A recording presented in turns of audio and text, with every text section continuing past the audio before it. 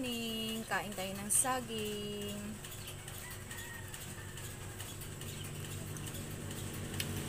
Kailangan natin kakain ng saging kasi mataas ito sa potassium, mga ka-reels. At ang saging na ito is hindi ito na-isprehan ng mga chemicals.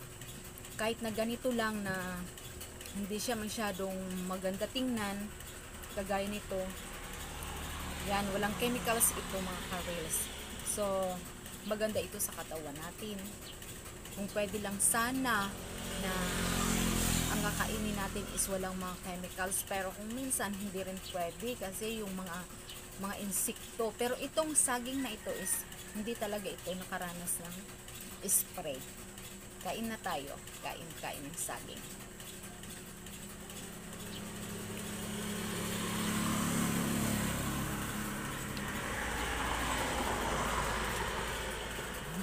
Matamis.